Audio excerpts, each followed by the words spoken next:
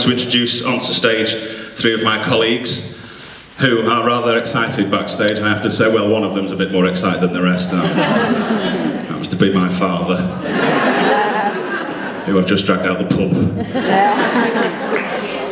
Yes, you all know that, don't you? Okay, so of course we've got the fabulous, well, you all know him as Jim McDonald, and we've got Charlie Lawson coming on the show.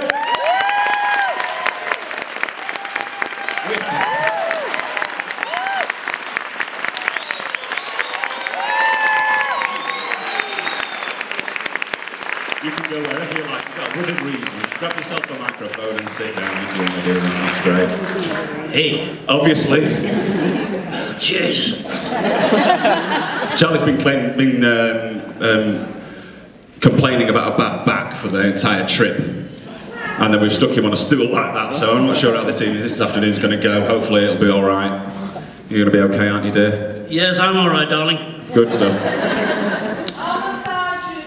Oh, baby. Oh, take long, did it, eh? Dressing room 1, kid. Room 2106. Townhouse Suites, Church, and Dundas. This is going to be tricky. How you doing? I should have reversed the format, I think, shouldn't I? I'd just like to point out, guys, I know there's a couple of you taking pictures, you right now. And the guys have asked if you could just hold back on the pictures, and at the start of Act 2 there'll be 5 minutes at the start so you can all take some photos with all 4 of us on stage. And the theatre have asked us, so if you stay in your seats, we don't want anyone falling down any stairs, like Charlie does frequently. You're digging your own grave. I am. Anyway, let's get on with it. We've got on the show also, back from the dead.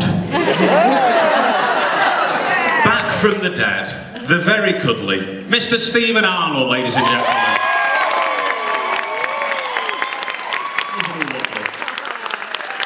Take a few, my friend, have a sit down there. Alright. He's not that good. Oh, come on first, didn't get anything like that. You can stay, I like that. If you could refrain from getting out of your chairs, ladies, that'd be good. Obviously, we need a bit of glamour on stage because we've only got us 3 at the moment. So, without any more ado, ladies, take note. Gents, put your eyes back in. The very talented and the very, very beautiful Miss Julia Haworth, ladies and gentlemen.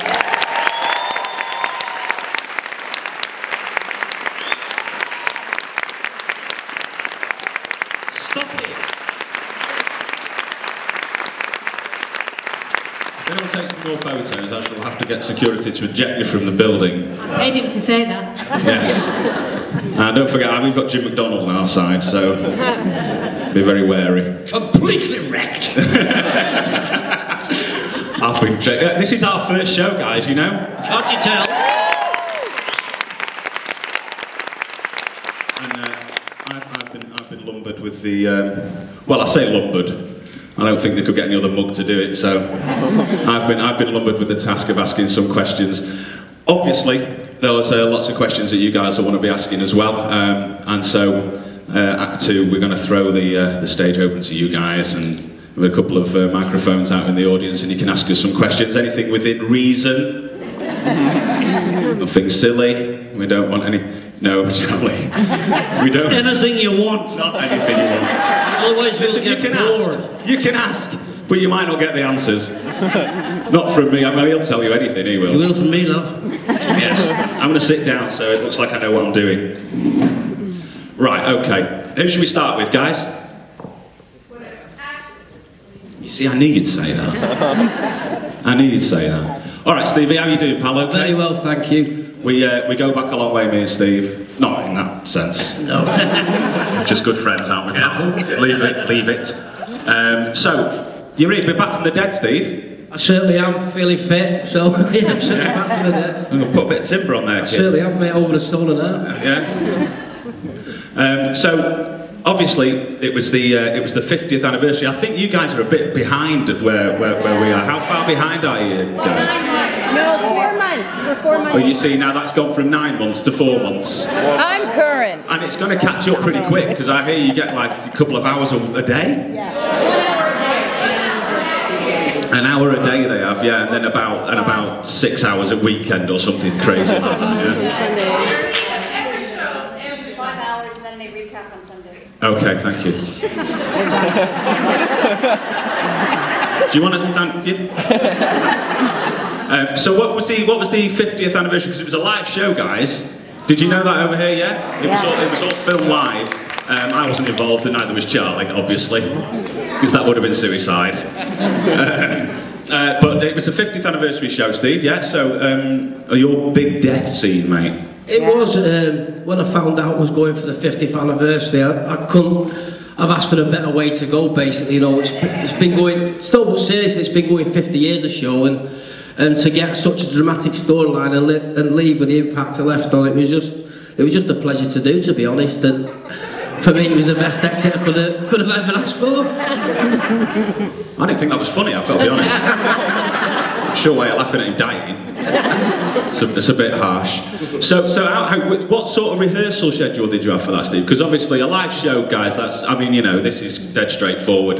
There's not a lot of scripts and stuff, but the actual episode I wasn't involved in the live. I was just involved in the build-up to it. Good. But yeah.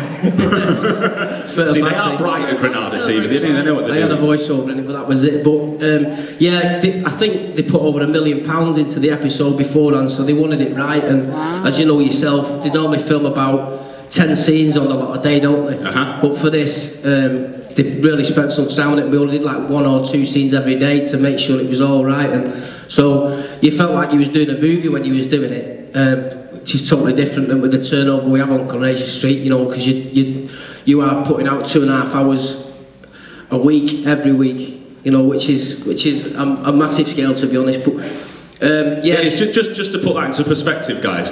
You go and see a film, and obviously they get paid a lot more than we do, don't they? That's a different story. Speak for yourself, love. You go and you go and see a film there for an hour and a half or 2 hours, and that takes months and months and months to put together. And you know, I know I've not been there for a few years, but these guys churn out a lot of good quality TV in 7 days. Oh yeah.